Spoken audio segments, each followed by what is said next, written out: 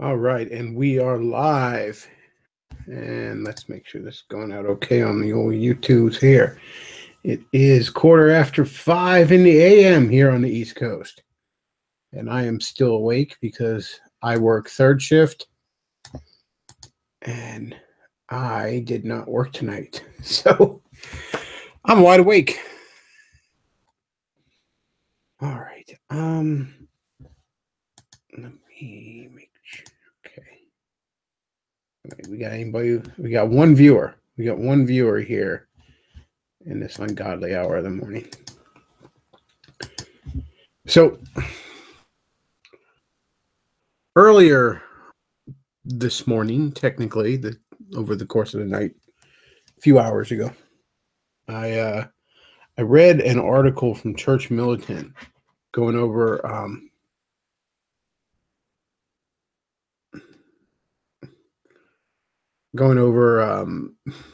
well, basically Catholic Church closed due to AIDS.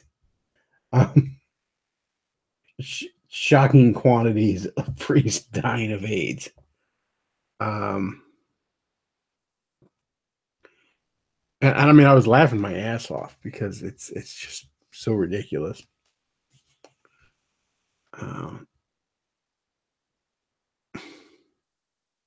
But so he says, "Damn, it's early." Yeah, that's what I'm doing now with my life. I'm a morning show host.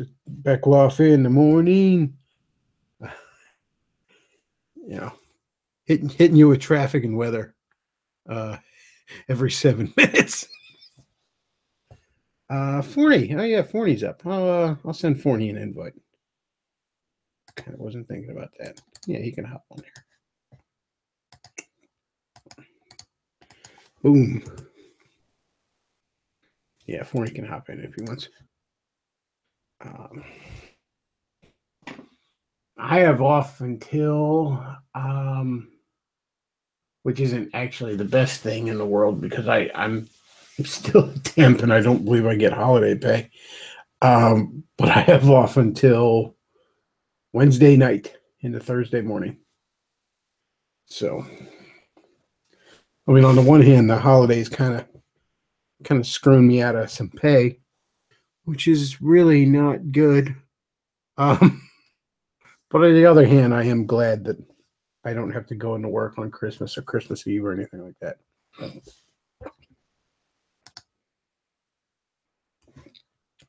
6 viewers here.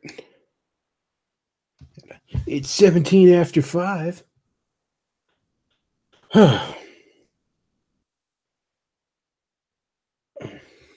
Let's see. What the hell else did I want to talk about? Going live with nothing to talk about because I'm just there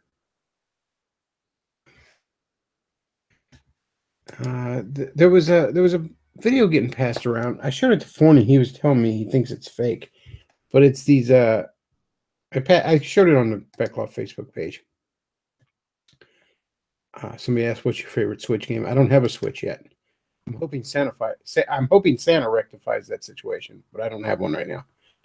Anyways, it's this little video that's getting passed on Occupy Democrats, and it's a bunch of like little cheerleaders in a car, and they're screaming "fuck niggers."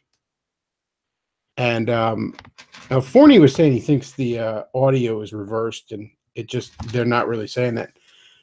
Regardless, though, there's a lot of white girls thinking that. There's a lot of white boys thinking that right now, and the liberals are oblivious to this fact, but they don't realize there's a group of teenagers right now who have spent most of their formative years watching blacks burn down major cities in defense of violent criminals, all the while being told that they're somehow the problem because of privilege or some bullshit like that. Gen Z is going to shock the shit out of a lot of people. Now, not me, because I see it coming. But yeah, your basic bitch people and leftists and all, they have no idea,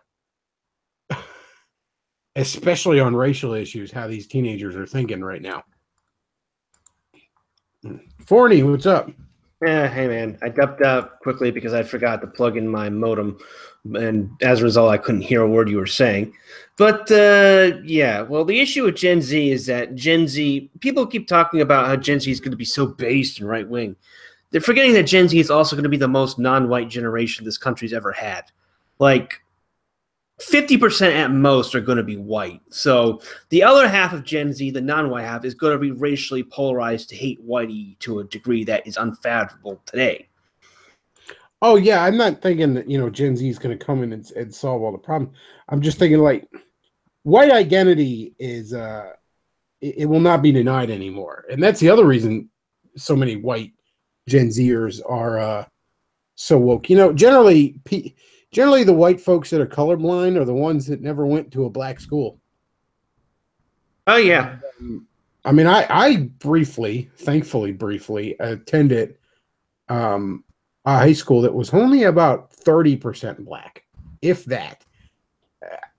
I was told it was like 15 to 20, but I don't know. That seemed like a low estimate. And a lot of times they downplay numbers. But anyways, and that school was already at a state of basically a narco tyranny. The fucking feral black kids would just attack motherfuckers in the hallway, and you defend yourself and you're both suspended. You're both in trouble. It doesn't matter to them because they're always in trouble. So you just had to just avoid them, like all the time. Oh Uh, yeah. and yeah, I can imagine that. But even kids right now that are growing up in relatively sheltered, still largely white communities, they have the news, okay? They have popular culture telling them every day that they're somehow the problem, even though they're very obviously not the problem. Well, yeah, and you also get it on the other side from people who are constantly complaining about millennials and young people, even though we're saddled with all sorts of problems that our previous generations didn't have to, deal with. Like, I'll give an example. Aaron Clary linked to this on his blog yesterday. I think it was yesterday, and I love Aaron. Okay, I don't want to sound like I'm going off on him. But he linked to this article contrasting how millennials in 2017 are being forced to move back in with their parents and are worried about the fact that they can't afford healthcare versus young people back in the 40s who were fighting in World War II. And I'm like, yeah, they're worried about not being about losing their health care because they get penalized $800 a year on their taxes on it. You fucking idiot! Not Clary, the person who posted this. It's like, oh, by a law that they had nothing to do with.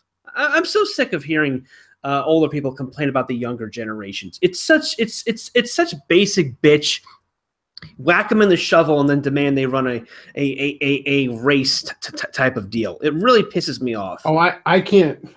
My last job, there was the job I got laid off at the spring. Now it was a great job. Most of the people there were absolutely fantastic. I was just laid off, and shit happens. And the boss was super cool. He actually like paid me for a couple of days and let my health insurance ride for an extra month. I mean, it was super cool. But anyways, the one baby boomer cocksucker there used to constantly be on everyone's ass about having their phones out because he still had a fucking flip phone that probably couldn't do shit. Meanwhile, this cocksucker took.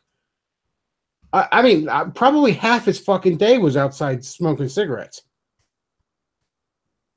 and couldn't see the irony in that state.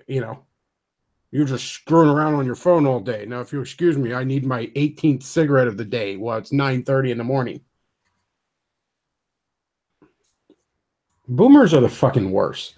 And yeah, while millennials have a shit ton of problems, hell, Gen X has a shit ton of problems, and Gen Z will have a shit ton of problems because that's 3 generations that had no adult supervision there. It's the boomers' fault. Yes, that is the generation that. I mean, let's look at these people. They often complain about the fact how they got sent to go die in the fucking jungle for no fucking reason, and then they promptly turned around and years later sent their sons and worse yet their daughters to go die in the sand for no fucking reason. Well, not even that many of them went off to die in the jungle. A ton of them either got draft deferments or they fled to Canada like cowards. I mean, this is the generation that took the greatest wealth that probably the world had ever seen, and left the world with the greatest debt it has ever seen. I mean, it's shocking what the boomers did. And yeah, you could say, okay, well, you know, the generation before them are the ones that, but no, the World War II generation, yeah, they went and fought World War II, and then they came home and built the greatest economy the world had ever seen. And maybe they didn't hug their kids enough because they were still kind of fucking shell-shocked from it all. But that's no excuse for the boomers to be the fucking monsters they turned out to be. Well, I think part of it, the main role the World War II generation had in creating the boomers is that they wanted to create a world in which people had plenty to go around and everyone was insulated from strife and struggle. You know, that's what birthed the sort of hermetic, insulated culture of the 1950s, where everything was about domesticity and keeping your head down and all this nice, pleasant, all this stuff, etc. And, you know, the culture of the 50s gave way to the culture of the 60s, which was a reaction in the opposite direction. We can lay that at the feet of the World War II generation for not having any sort of forethought in that department. But yeah, the boomers are wretched. Well, I give the World War II generation some credit in that they went through a bloody World War, a depression, and then another bloody World War. You know, I can kind of understand the desire to, hey, let's make things nice for a while. Because holy shit, did that suck. But still, none of it really excuses what the boomers are. I mean, and what's more, like, millennials are starting to wake up to the mistakes that they made. You know, Gen X starting to wake up and say, holy shit, you know, we kind of screwed the pooch here. Maybe there's ways to do this better. Boomers, however, are the quintessential didn't do nothings. Until the day they die, that generation as a whole will not admit a single fucking mistake. Not all boomers are like that. Yeah, still running their fucking mouth about Woodstock like it was something. Remember that time we got high in the mud and listened to shitty music 50 years ago? Yeah, that's the thing that I think really pisses people off about boomers. They basically act like they invented everything, including sex, and how everything they did was so goddamn great. Our music was so much better than yours. Our movies were so much better than yours. Like, no, they fucking weren't. Hair's a shitty musical. The Doors are overrated. Well, okay, the Doors are fine. Think of some shitty hippie act. Well, I've argued before, and I'll argue it again, that the Beatles are criminally overrated. There we go, the Beatles. And I've said this to boomers before, and I say, you know what the Beatles were? They were basically the world's first fucking Backstreet Boys. They were a boy band that sang sugary pop songs. Now, there's nothing wrong with that. I don't mind. I like pop songs. They're fun. They're disposable. They're enjoyable. But that's all they are. They're not high art. And you'll often get boomers be like, yeah, but what about when the Beatles were doing all that high art stuff? And I'm like, didn't that stuff all suck? Even by the admission of Beatles fans? I mean, like, nobody is going to run around 50 years from now and think that New Kids on the Block were some sort of high fucking art. They might remember it fondly, like, oh yeah, you know, I made out with somebody at a concert about it. But no, they're not going to be like, this changed the world right here. Because it's just shitty, disposable pop music. And that's all the Beatles were. Well, the other thing that annoys people about the boomers is the fact that they did this massive 180 in terms of attitude as they got older in a way that was blatantly hypocritical. Like you mentioned with the war, Bechtloff, you know, they were all against the war in Vietnam. Stupid imperialist war, baby killers, soldiers are baby killers, blah, blah, blah. But as soon as they got older, they promptly voted for, you know, Iraq and all that other nonsense. But not just with that, they did a 180 on, like, say, sex. All of a sudden, you know, they literally did it in the road. And I remember this passage from, I forget which book of Tom Wolfe's it was. He was talking about how in the 1960s, during the height of the Summer of Love in Haight-Ashbury, all these filthy, dirty hippies were contracting sexual diseases and getting sexual diseases that the doctors had no names for. Like They were fucking each other and not showering, and they were getting diseases that had been exterminated so long that doctors had not even come up with Latin names for them. That's how disgusting they were. The rot. They were getting the rot. They were getting the rot, the scruff, the twitch, the mange. The mange, yeah. And then, 20, 30 years later, they want to complain about, say, how millennials are sexually degenerate, for example. Or in the case of drugs, they were fucking slamming acid and pot all the time. But in the 80s, they brought in the war on drugs, which has done so much damage to the fabric of the country, by throwing skinny white kids in jail if they touch a joint. That's what's really disgusting about the boomers. They basically they climbed up the ladder and then they kicked it away. Then they laughed at us for not being able to scale the wall. Another funny thing, if you want to fuck with a boomer, is talk about John Wayne being gay. Because I mean, look, I don't know if John Wayne was gay or not. I don't know enough about his personal life. I don't care, But there were rumors. Okay, there were rumors going around that John Wayne loved him some man ass. And you mention that to a boomer, they will want to fucking fight you. They like, you can't even, you're basically calling them a fag somehow. Or even just attacking John Wayne as an actor. I'll frequently point out that John Wayne was a shit actor. Like, the way he talked in all his fucking movies, he sounds like he had a stroke. And the reason he talked that way, he's a fucking moron, is supposedly he met when he was really young in the golden age of Hollywood. He met some aging cowboy. Off the top of my head, I don't remember the name. But supposedly that guy talked that way, and John Wayne just figured that's how cowboys talk, not realizing that, no, that's how a 104-year-old man with one foot in the grave talks. But John Wayne's like, I gosh, that's how cowboys talk. So he talked like a retard in all his fucking movies. And somehow the boomers, that doesn't even register with them. Like, this guy sounds like he had a stroke in every one of his movies, and they think he's the greatest fucking actor of their generation.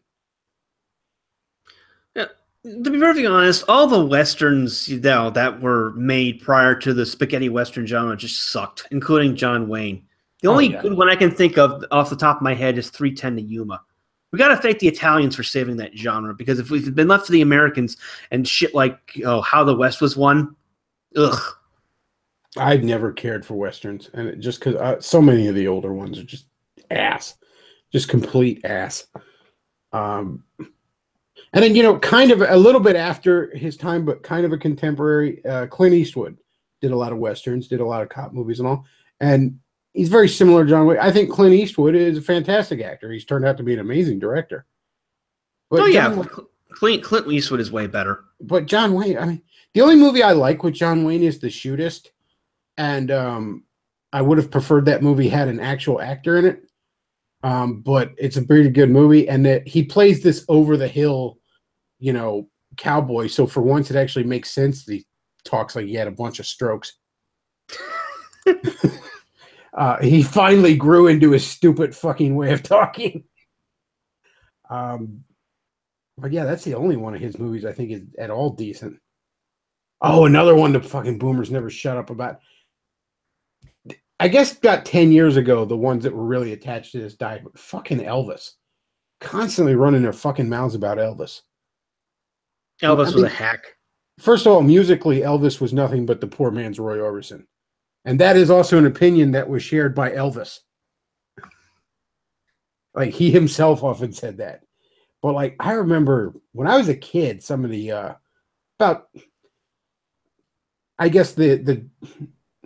that sort of, right, those people that kind of were, teenagers in the 50s, not quite the World War II generation, but not the very, very oldest of baby boomers, I guess you'd call them.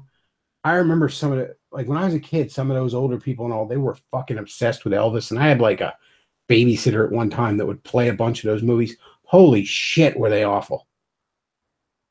Elvis wasn't that much of a musician, but he was no fucking actor. I don't even think he thought, I watch those movies and it feel like just somebody drove a dump truck full of money up to his house to be in movies, and he just reluctantly agreed. Like he doesn't even look like he wants to be there. That's probably what they did too. Like I get the feeling like even he's like, this is a disaster.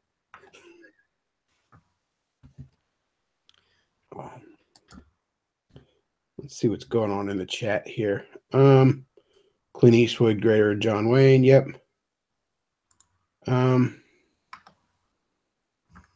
My mother said the only movie she ever walked out of was an Elvis movie. Not surprising. Let's see.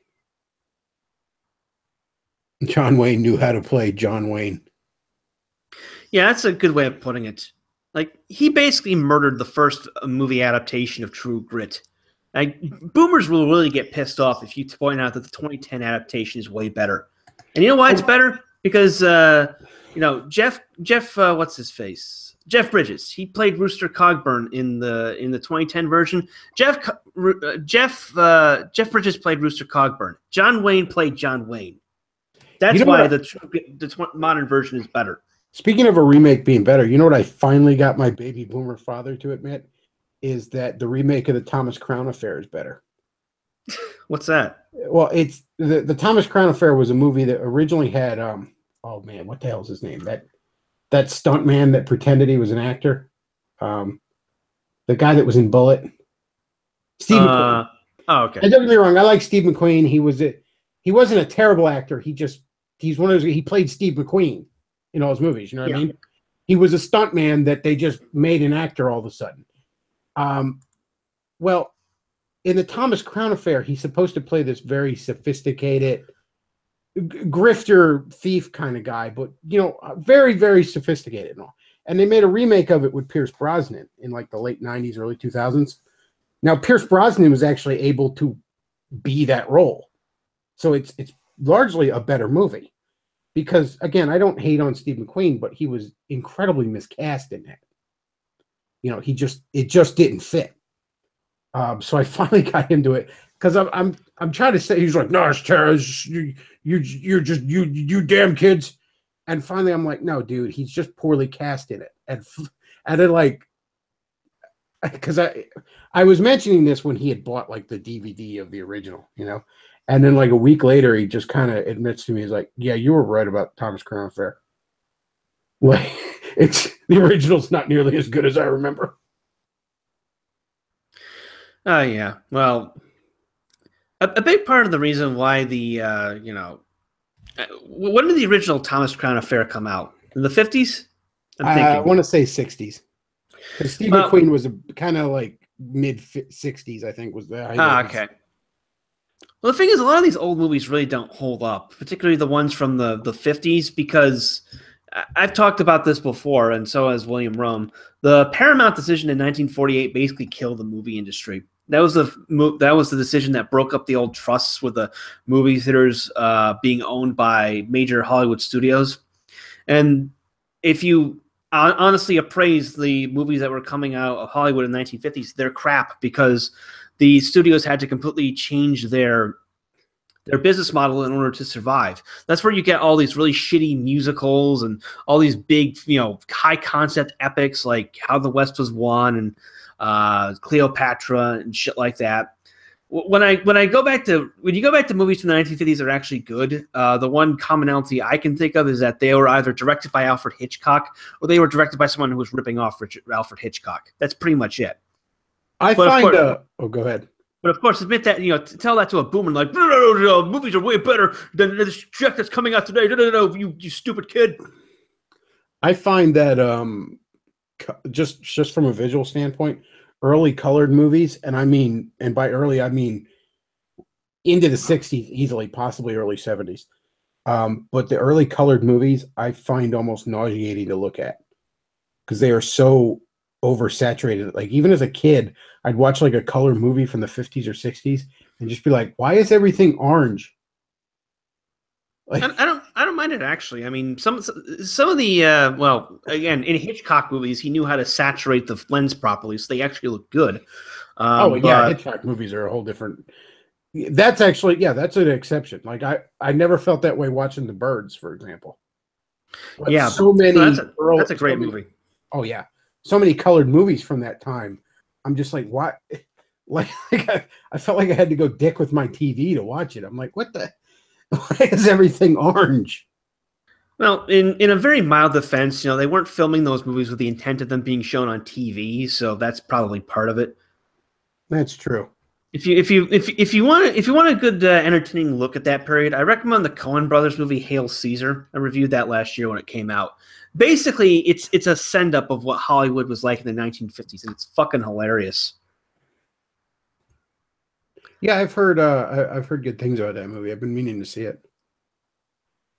Sure. Yeah, particularly there's a scene early on where they're filming a musical and they show off the animatronic whale that's supposed to be part of like this mermaid dance number, and the whale is so bad looking, and I just burst out laughing when I saw it because that's what movies from the 50s actually look like. It wasn't some golden era. The movies that were coming out then were shit. Oh, and musicals are so generally terrible. There's so very few musicals I can tolerate.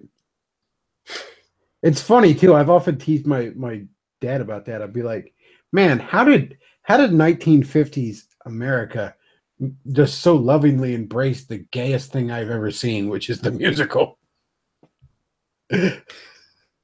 Like you just didn't know? Is that what it was? Oh yeah, they make fun of that in Hail Caesar too. They show another musical number that is hilariously homoerotic.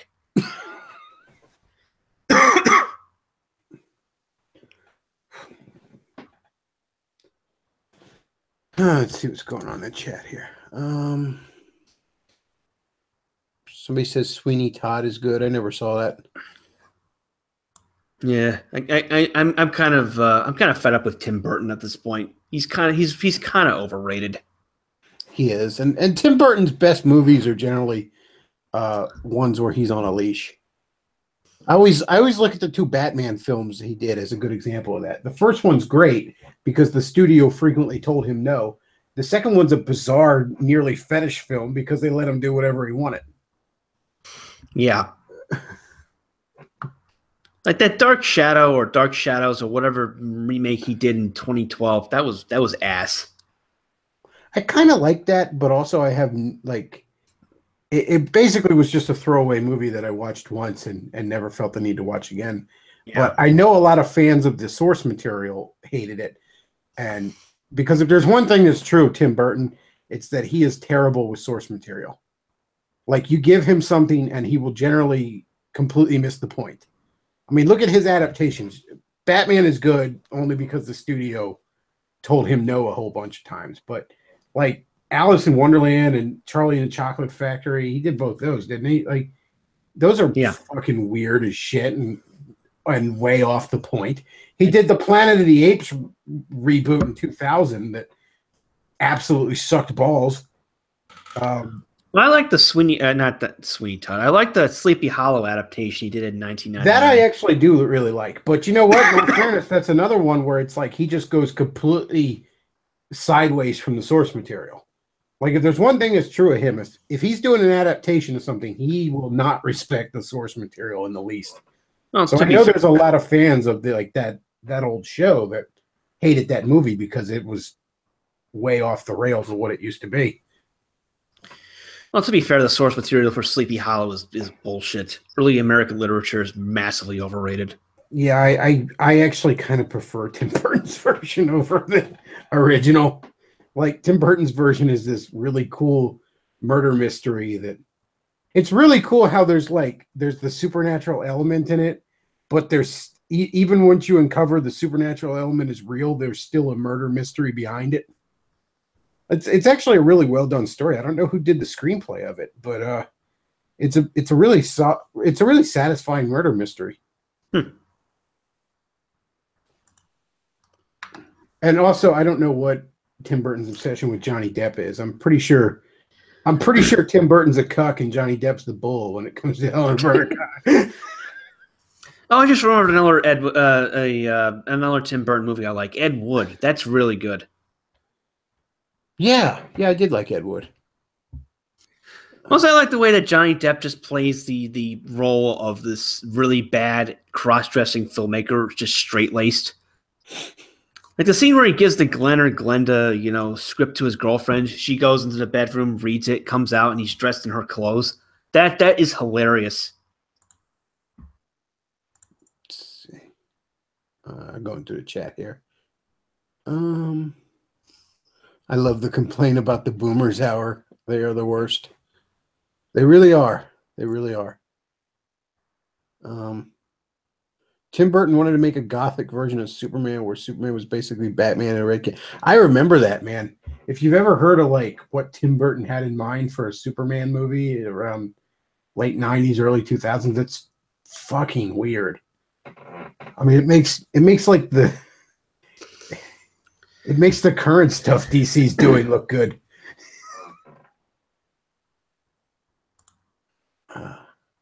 So he says, I really enjoyed Hail Caesar.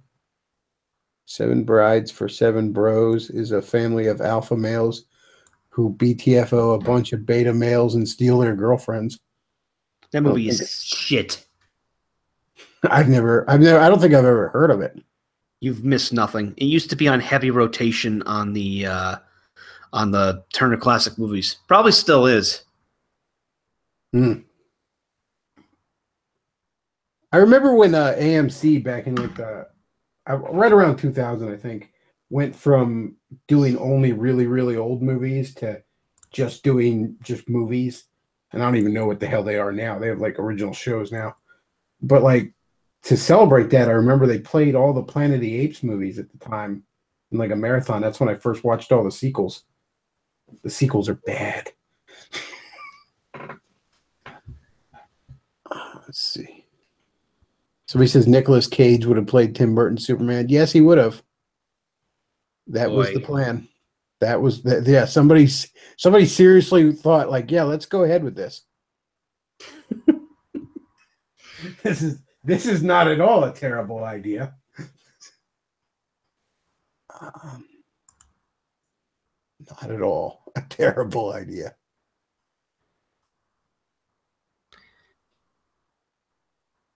So Matt, have you followed the skeptic community's implosion? Sort of. I watched Mediker's video on it about a couple hours ago. I'd say this is richly deserved. Oh, absolutely. I watched pretty much all of the live stream Styx did, where he had Mediker on, he had Bechtloff on, he had Razor Fist on. I mean, a major lineup.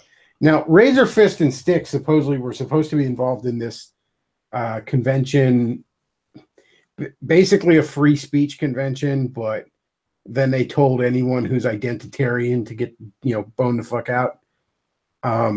It's turning into a real shit show.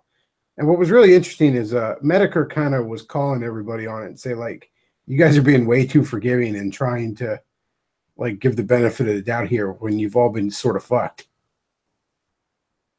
Yeah, I mean, I know Styx still wants to go, and I think Razor Fist was still going or something like that. Well, Razor Fist doesn't lose anything from going because it's taking place in Phoenix, which is where he lives, and Styx's justification for going, I believe, was because his bunch of his fans have already told him that they've sunk money into it, and he doesn't want to disappoint them, which I think is fair enough. Yeah, if your fans already expect you there, I mean that's one thing, but I don't necessarily know that you can really defend what was going on with that. Now, again, I didn't follow it a great deal, but somebody in one of the Facebook groups I'm in, that's just a private shitlord kind of group, and there's a lot of older guys in there. And one of the guys said one of the biggest problems with the alt-right, and he meant it in the broadest sense, just dissident right, anything from libertarians to Nazis, basically. Is that there's no elders in it. You know what I mean? There's no adults, no grown-ups. And I mean, he's right. Now, the reason for that isn't entirely the fault of the people in it. I mean, what are you going to let some boomers run the show? I mean, there are no elders. But he's right that's something that's missing. It turns out a bunch of dudes that are on the average age of 20 are making some bad decisions. Shocking,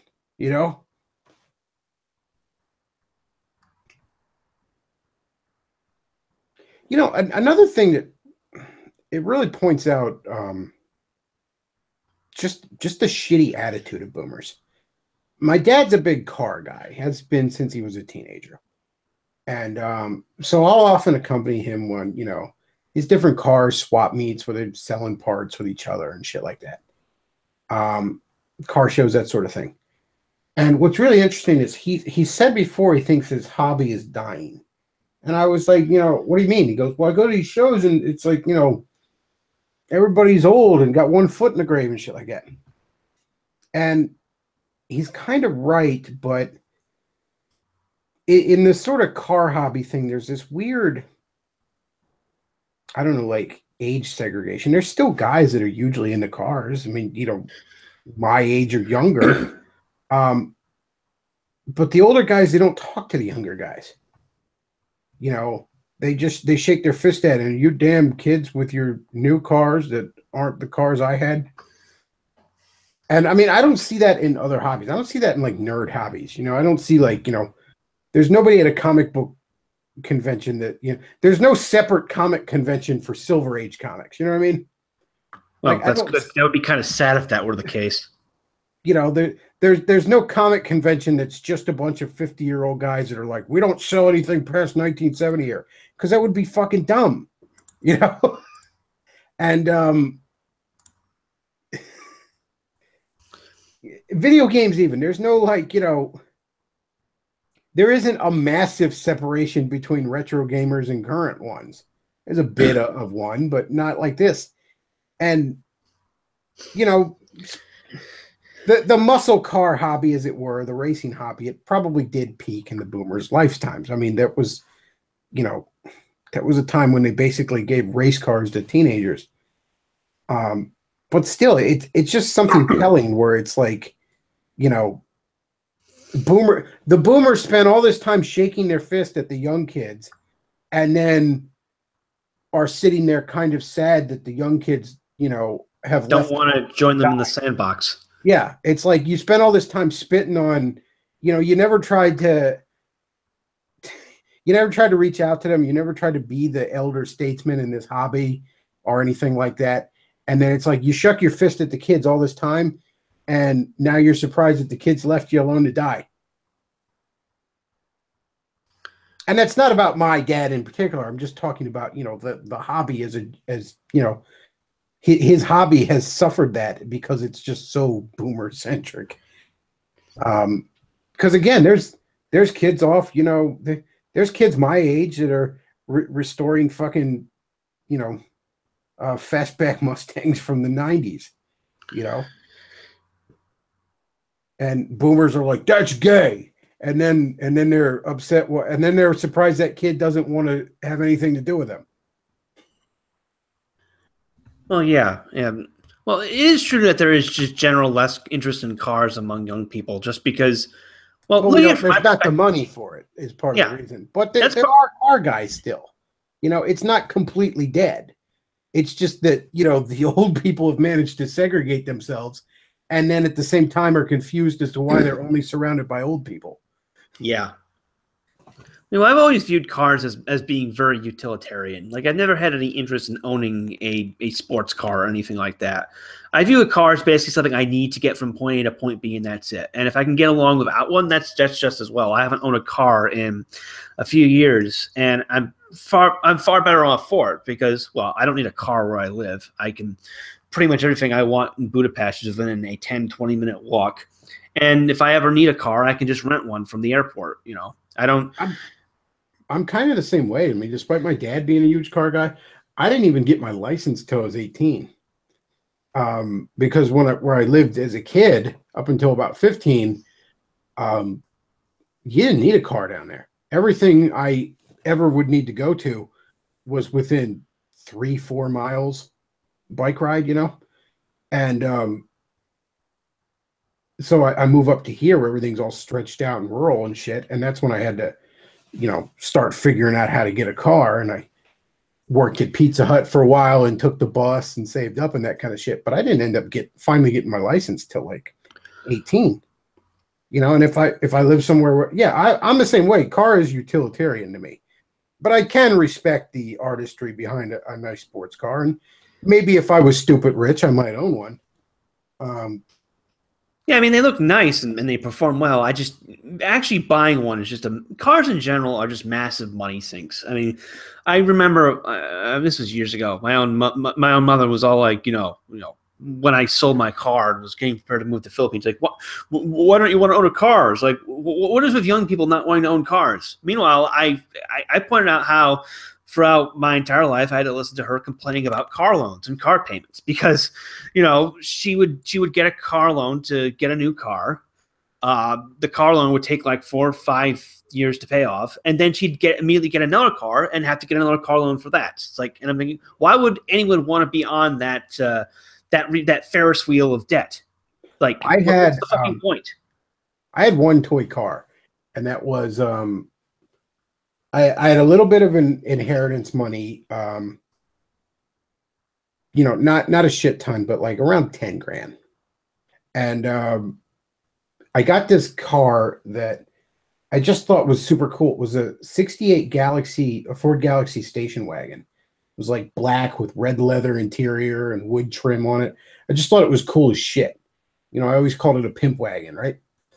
And I even put a couple of bucks after it in it, putting like a modern radio in it. There was actually this this thing that could mount. There was actually an accessory for the car. It would mount under the dashboard, and it would be like for handkerchiefs and shit like that. And I actually put a radio in there, so it kind of looked like it belonged. You know what I mean? And yeah. I ended up selling it for like $3 grand more than I paid for it, which turned out really well. But the reason I sold it is because I never drove it enough. It was at that point, it was like 2009, and we were reaching a point where I couldn't find fucking gas for it because every place was switching to ethanol gas, which old cars can't fucking take. You know, you had to put some additive in it to get it to work. So I finally just said, you know, this is entirely too much money tied up in something that I don't enjoy enough. Yes, it's very cool on those handful of nice days when I can bring it out and I have to swing by the one area of the county that has gas for it. So yeah, I ended up selling it because, yeah, it's a ton of money caught up in something. And you have, I mean, millennials are poor as fuck compared to the generations that came before. Yeah, and not just the investment in owning the car and maintaining it, but also, you know, a garage and stuff like that. I know someone who, I won't identify this person, who bought a Corvette as part of I don't even want to say midlife crisis, more like end-of-life crisis, but didn't get a place to actually store it in. Instead, they kept it underneath a fucking tarp in upstate New York, storing a Corvette under a tarp. As you can imagine, that was really good on the body, particularly in the winter. I think they eventually sold it off because they realized that owning a sports car and maintaining it like that in upstate New York was not smart. Yeah, I've always kind of viewed them more as you. I mean, even the car I recently got, I was more, you know, I was more enthralled by all the features and gadgets than how it looked or even how fast it went.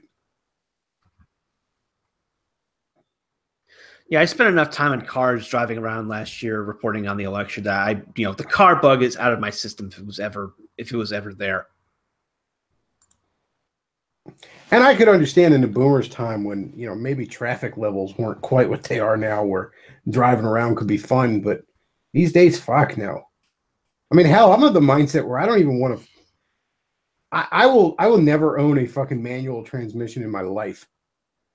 As far as I'm concerned, I look at that and like people are like, "Oh, they're fun." I'm like, they're not fucking fun. They're a pain in the ass. It's antiquated technology. It's not fun. Manual transmission. There's no some sort of badge of masculine honor for shifting your fucking transmission. Who cares? Yeah, I can't stand that. Actually, here's a fun fact. Virtually all the cars in Europe are manual transmission. And that's just a cheapness thing. Europeans are cheap and they don't want to pay the extra money for a hydraulic system, Well, that and also the cars here tend to be smaller because you really can't, fit a huge SUV down these tiny little medieval streets. But a manual transmission car is such a pain in the ass, having to constantly switch gears when you're on the highway. Oh my God. Yeah, I wouldn't want to fuck around with that. I mean, imagine that logic applied to other, designs of life. Imagine deliberately using, say, a Windows 98 computer because you think having, a touch screen is immature or some bullshit. You don't see this idea of deliberately going back to an older, inferior technology for man point anywhere else aside from the concept of a manual transmission.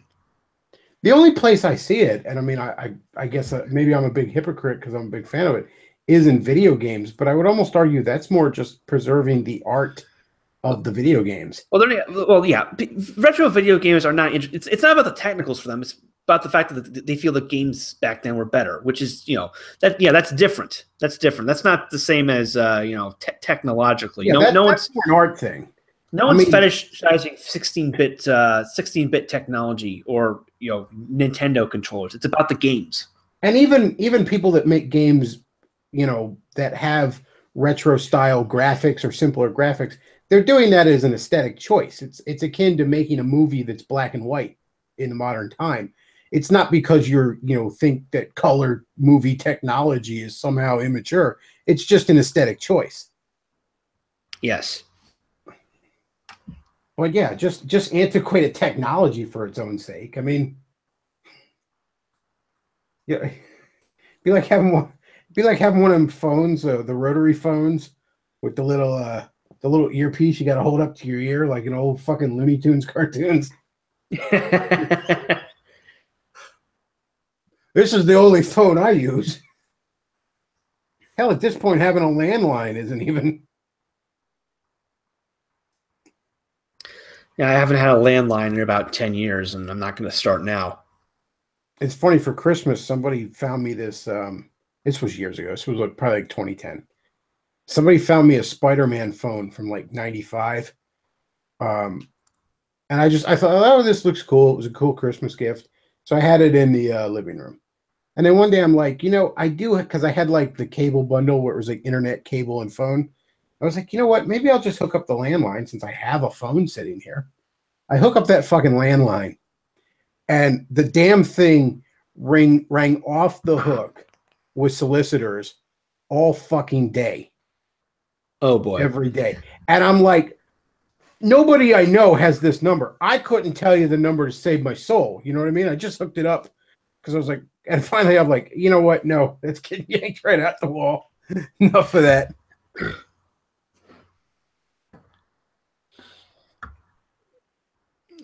Somebody says, the thing I will say in manual transmission favor is it's easier to work on yourself. That might be true. I mean, I don't, there's not a lot of car work I do. All I know how to do really is change my oil. I make it a point that on any car I own, I know how to change my oil. Even if, as long as I can afford it, I won't change my own oil. Because changing your oil sucks. There are a few things I find as gross as dirty motor oil. Ugh. It's greasy and and like it feels like gritty and sandy, and it's full of all kinds of heavy metals and shit. I can't stand it. I really can't. I turn into the prissiest motherfucker when I get used motor oil on me. I'm like, holy shit, I gotta go wash my hands. Yeah, I always change my oil myself just because it was something I like to do, and I could actually do it faster than someone at a motor shop because I don't have to drive down there and sit in the waiting room or whatever. I can get it done much faster. But yeah, motor oil is disgusting.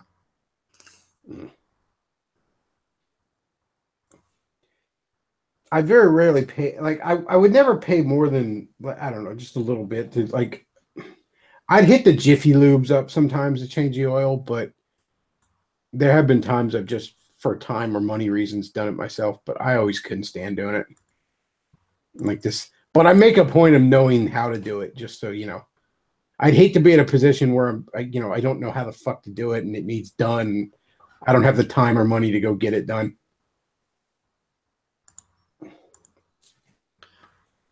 Yeah, God. My first car actually had a transmission leak.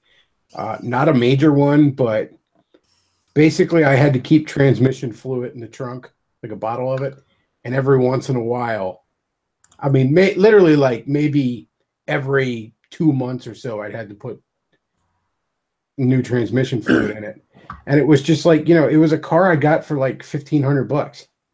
I saved up money at Burger King, got this car. It was mine. I didn't have a car loan or anything like that. So yeah, the transmission leaked a little bit. Oh well. Had to get a bottle of fluid every once in a while. Shit happens.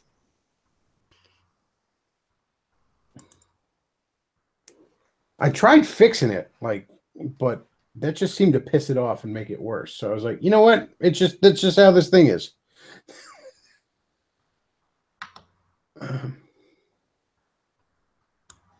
Somebody says a truck at my work goes through 2 gallons of it a day. Holy shit! 2 gallons of oil a day. Holy shit, man. I mean, I'm just having to every once in a while top off my tranny fluid like every couple of months in that car back then. Tranny fluid. Yeah, I guess these days that has a whole different meaning. I hate that I say the word tranny and my first thought is no longer transmission. Like, I hate that that's the world I live in now. What else we got in the chat here?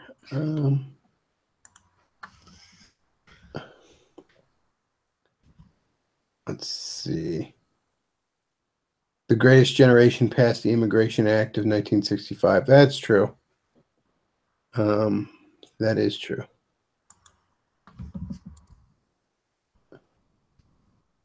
Let's see. You guys shitting on the boomers are retarded. Sounds like we got a boomer in the chat. The eternal boomer. The eternal boomer. I was talking about Vox Day the other day, and I decided that he is the eternal Gen Xer, and that he's just this cynical fuck who thinks he knows better than everyone else all the time. Wait, who? Vox Day. Oh, yeah. I was talking about him doing the alt hero shit, and like how one of the reasons I think that's not going to go well is because Vox Day very clearly doesn't know anything about superhero comics, and what's worse, doesn't seem to understand that he doesn't know. Like, he was all like, so I figured I needed to brush up on the competition, so I watched all the superhero shows that are out right now. I'm like, you didn't think to maybe read a comic book or two? You just went as basic bitch as you could and watched some shows? And then he's like, and I think my favorite is The Gifted, which is like an X-Men show. And I'm like, so your favorite one is the least superhero-y one? Okay, this is going to go great.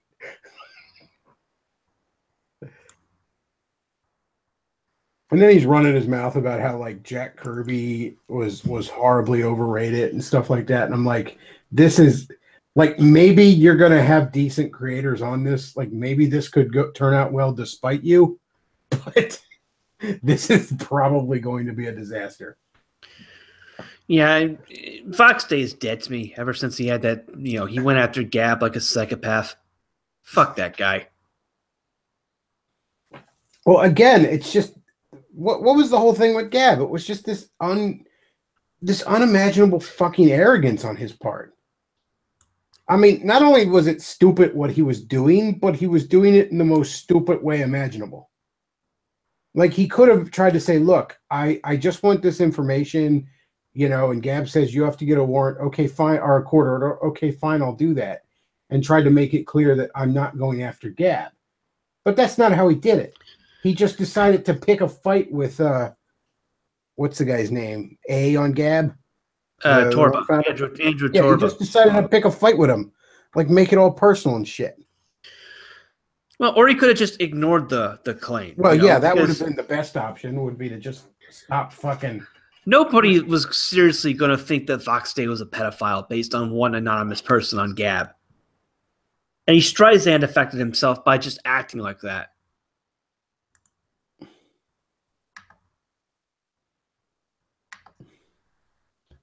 Somebody in the chat says, Blair White's boyfriend, my tranny is broken.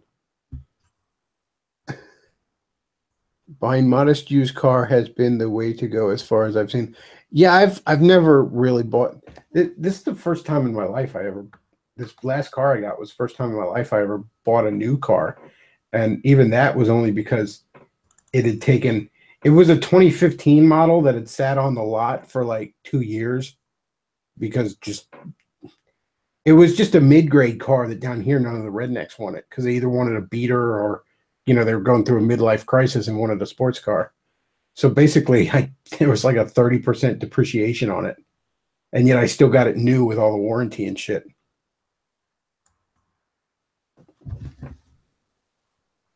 Let's see. Somebody says, Vox Day, superhero comics are too political. Let's fix this by making a political comic.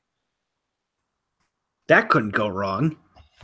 One of the biggest problems I thought Reaction had, and it was partly unfair, but, at a time when gamers were upset about left-wing people shoving politics into their hobby, Reaction was going to be seen as right-wingers trying to do the same thing.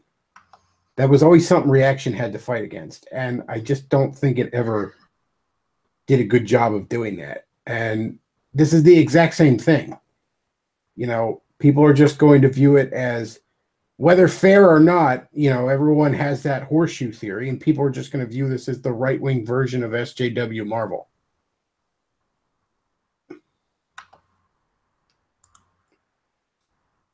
And again, just no awareness of that, no trying to fight against it. Even the name Alt Hero is fucking stupid.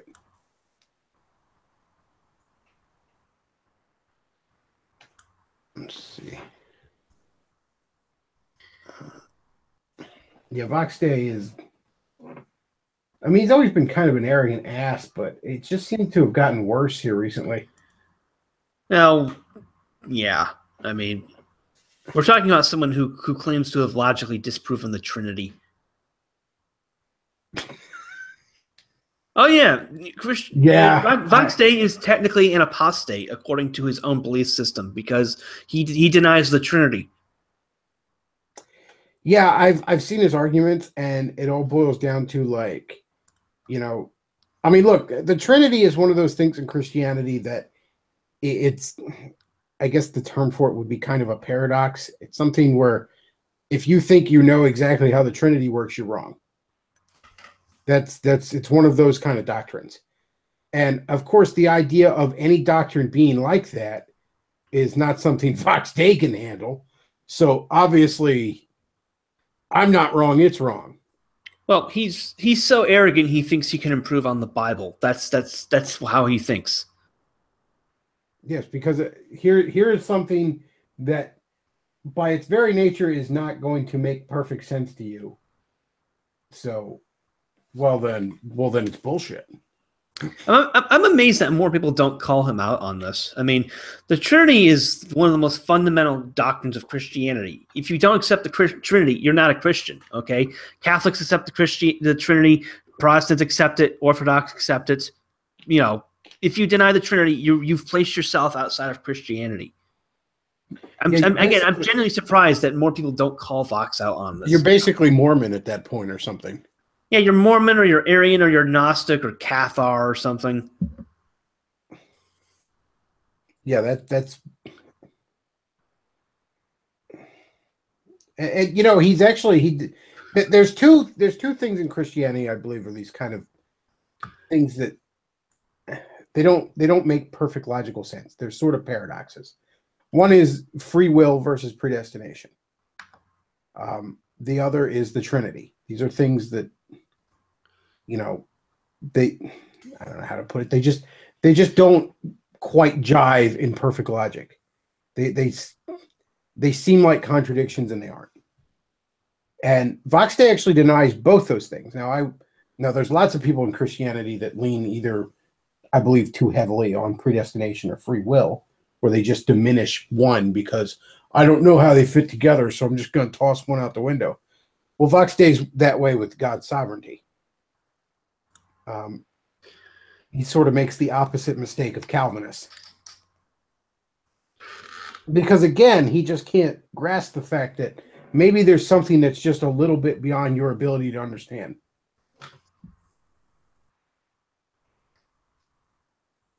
Well, it's like the I forget where the story comes from, and you can probably correct me on this, Bechtloff, but there's this story I heard in Catholic catechism class about a boy who was on a beach and trying to contain, trying to take bucket of water out of the ocean and put it into a hole. And this is compared, and a man sees this and he's laughing like because the boy is trying to put the entire ocean in this little hole, and the man thinks this is hilarious. Well, God comes to this man and he thinks like, well, your mind is like that hole, and the ocean is like me, and you think you're going to be able to put my entire understanding inside your tiny little head? It's not possible. Yeah. Yeah, if you have a dog or a cat, it has a better understanding of your day-to-day life than you have of God. Yes.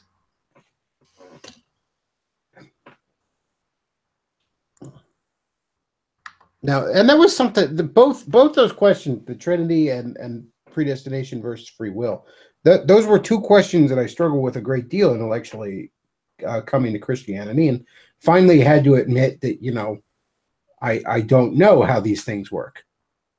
And whereas Vox Day finally said, I don't know how these things work, so I'm going to hammer them until it makes sense to me. Yeah, I've heard. I don't know exactly what the hell Vox Day thinks, because I've heard him deny the Trinity too. But I don't like. Does he think Jesus is God, or I don't understand what the fuck he thinks then? Well, one of his other more bizarre beliefs on this is that he believes Catholics are subhuman, yet he chooses to live in Italy. I mean, okay, you're welcome to believe that Catholics are subhuman, but then don't move to where they live and complain about them.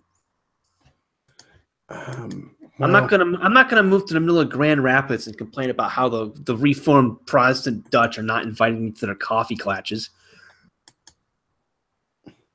Well, I do live in Lancaster County and consider the Amish subhuman, so I guess I can't criticize them there. Well, the Amish are not a majority in Lancaster County. At least I hope not. No, they're just a very, very obnoxious minority. I mean, I bust on them and all, but honestly, if they got the buggies off the road and they stopped ignoring environmental regulations on their farm, I wouldn't give a shit about them. Is there any way to get a law passed to ban the buggies, or do they just have too much political clout? They have too much political clout in Lancaster County, and the rest of the state doesn't give a shit. Well, that makes sense. So yeah, I mean, I'd vote for anyone for governor who would fucking get rid of the buggies. I'd vote for fucking reanimated corpse of Joseph Stalin if he'd get rid of the fucking buggies. I think I've told you this before, but the buggy thing isn't even like an Amish thing, because there are Amish now living in upstate New York, near where I grew up. My dad grew up, and they drive cars. They drive cars. They don't. They're even worse apparently than the Amish down where you live. When Pennsylvania sends us their Amish, they're not sending their best. Well, the ones down here will pay people to drive cars, which boggles my fucking mind. I don't understand how you can think something is morally wrong to do and think it's acceptable to pay someone else to do it. Yeah, they're also common on like Greyhound buses and stuff. That's very Jewish logic. Yeah, I don't grasp that at all. I didn't kill somebody. I just paid somebody to do it. That's almost worse. It's like murder plus laziness.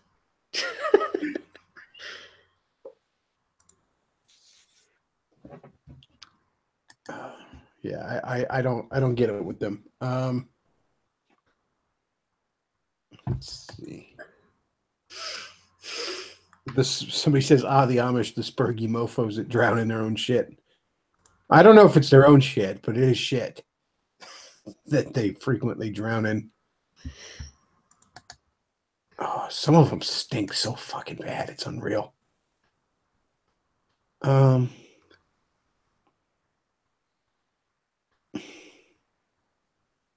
Somebody in the chat says the Amish voted for Trump, and then somebody else says, I'm sure some pedos voted for Trump too. Just because the Amish voted right doesn't mean it's wrong for Bulbasaur to hate them.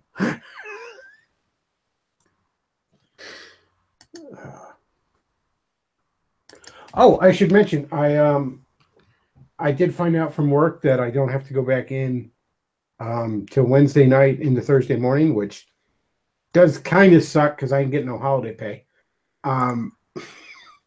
That said, though, I'll be doing a stream Christmas Eve then. I'm not sure exactly the time. I'll have to figure out exactly when my dinner plans are. But yeah, I'm thinking probably around 10 p.m. Eastern. Maybe 9 p.m. Eastern, something like that. But it won't be super late. But at the same time, I mean, what the hell else is there to do Christmas Eve? I might be around. I might not. I'm sure if they can keep inviting me because I'm trying to go to bed earlier, which is why I'm actually up now. It's about noon here where I am. Yeah, I messaged Forney and I was like, "Why are you still up?" And I forgot that he's in a completely different time zone because it was like 4:30 my time when I messaged him, and he's like, "Oh no, it was 4:45 because he's like, it's 10:45 in the morning." I'm like, "Oh, okay." Yeah, I'm trying to be healthy and normal and have a normal sleep schedule for once. Well, then I'm so far north that the sun sets around 3:30 in the afternoon here, so getting up early is the only way you'll actually get daylight. Basically, my whole adult life, I worked primarily second shift, sometimes thirds. My last job was the exception in that it started at a 7 to 3:30 shift, and then thankfully I got it bumped back to 9 to 5:30. But I very rarely work day shift. I'm not a morning guy. I don't like it. I have an easier time on third than I have on day shift. So my buddy, my best friend, he is a huge day. I mean, he took to day shift like a duck to water in his whole adult life. He gets up early, he goes to bed reasonably early. So I remember years ago, like I'm working second shift at the time. We were going to go to this one comic book store that was it's called Captain Blue Hens, and it's almost dead now because the guy running it is himself almost dead. He's like 104. But it was only open on Saturdays, and it was run out of the basement of a church. But it had the greatest back issue bin I have ever seen in my life. And I mean, I've been to tons of comic book stores. I've been to Mile High in New York and shit like that. None of them compare to this back issue bin. So every once in a while, we'd go there looking to spend tons of money, And I remember he calls me at like 9 o'clock in the morning on Saturday. And remember, I'm working second shift. So I had worked Friday night, and I'm like, hello? And he's like, oh, dude, Blue Hens isn't open today. Like, what? Who is this? What's happening? And I'm like, what do you mean? He's like, I was going to go there. I forget. He was up and bored. He was going to go there and then go with me later. He's like, it's not open yet, right? And I'm like, oh, well, that sucks. I guess we'll do something else. What time is it? He's like, it's 9 o'clock. And I just yelled at him. I'm like, go back to bed, you maniac. And it turned out the place wasn't open yet. Like they weren't going to open till 10 that day. I'm like, what the fuck? It's 9 in the morning. And he's like, exactly. It's 9 in the morning. Why aren't you up? He used to give me so much shit on second shift. He'd be like, why do you sleep till noon? I'm like, because I don't get home till midnight. He goes, then just go to bed and get up at a decent time. And I'm like, why don't you go to bed at 5 in the afternoon then? Because you just got home from work and you're wound up. Like, I'd be on second shift. It would take me a good 3-4 hours before I'd be ready to go to bed because I just got home from work. Yeah, my first job ever was working second shift as a traffic coordinator at the New York State Fair. And I worked from every day from noon until 9 p.m. And around that time, I didn't go to bed until around 2 or 3 because it was impossible to go to bed at that late. So I would go to bed at 2 and I'd wake up around, I think 10 or something. Yeah, and I'm like, think about it. Why would I want to work my schedule that way? Why would I want to be like dragging ass for the last couple hours of my shift because it's almost my bedtime? Why would I want that? I do admit that on third shift, I usually go to bed pretty early. I mean, I get home a little before 8, and I'm usually in bed by 9. But I'm also not asleep till like 10. I mean, yeah, when I was on second shift, I mean, if anything, some days I had to force myself to go to bed at a decent time. There were times, I'd be like playing a video game or dicking around online or something, and next thing I know, I hear the birds chirping. And I'm like, oh shit, I better get to bed. It's like 5 in the morning.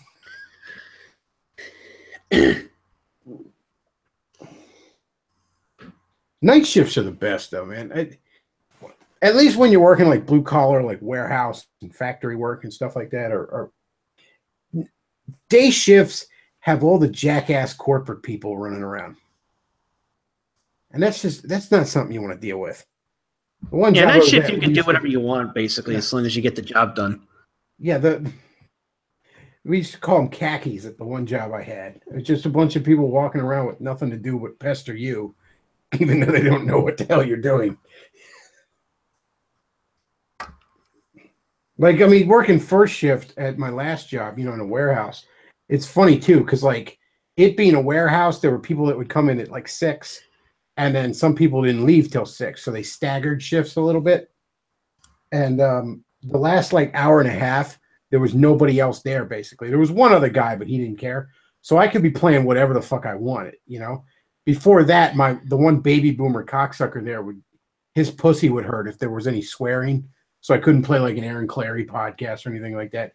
But after like 5 o'clock, I'm like playing like fucking Radical Agenda at my desk and shit like that. Cantwell's like screaming about niggers and stuff, and nobody cared.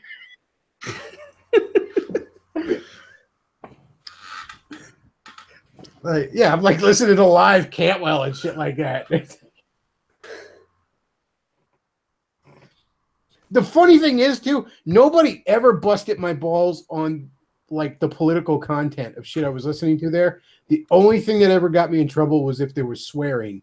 The one baby boomer cocksucker would whine about it. So basically, you could have, say, played Jarrett Taylor videos without swearing, and no one would have noticed. Yeah, I could play Jarrett Taylor videos and nobody cared. But if I play Aaron Clary, who, let's face facts, I love Aaron Clary. He's a sponsor here. Get his books. Aaron Clary he's pretty middle of the road in his views. You know what I mean? Yeah. There's nothing about Aaron Clary that's going to shock anybody. It's just it's really just basic common sense shit. Like, don't be a fuck up. Yeah. And but because he says fuck, it makes someone's pussy hurt. Meanwhile, I could play somebody, discussing I could play stuff about how, homosexuals are completely. I played some of your like podcasts talking about like what degenerates homosexuals are. Nobody cared. Because I didn't swear. Yeah.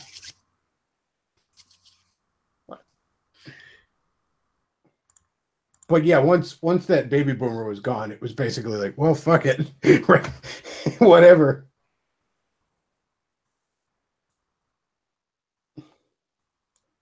And it's so funny too, you talk about the baby, like he's at his desk listening to, classic rock, and there's all these songs about being a hardcore rebel and stuff, and I don't take no shit from the man.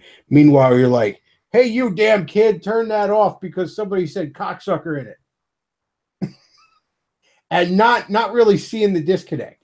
And he tried to say some dumb shit like, we could have somebody from corporate or a customer come by, and I'm like, yeah, and we all turn our fucking radios off when that happens.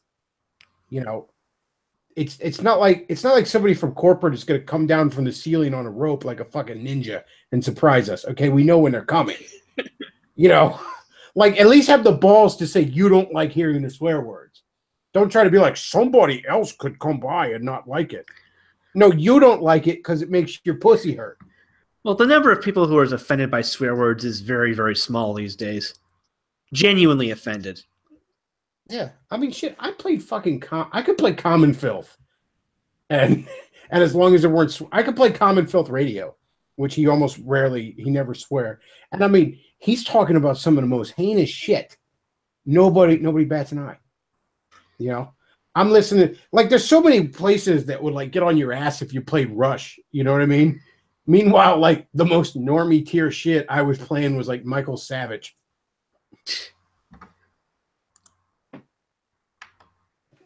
You know, but yeah, after 5 o'clock, it was Radical Agenda time.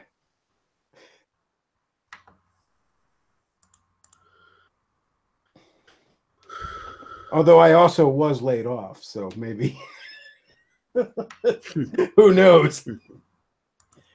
No, I don't think any of that was personal. The bosses, my boss was super cool when he laid me off.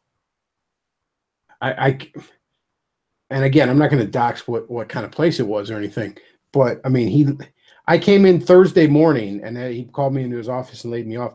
He paid me for that day and Friday, and it was right at the end of the month, and he extended my health insurance for another month.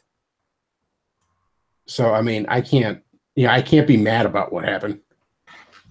Yeah, that's cool. It's funny too, because I looked at him and I said, my own self-interest aside, this seems like a bad idea because we're already barely staffed enough. And he just looked at me and he goes, "Oh, I know, I'm not happy about it."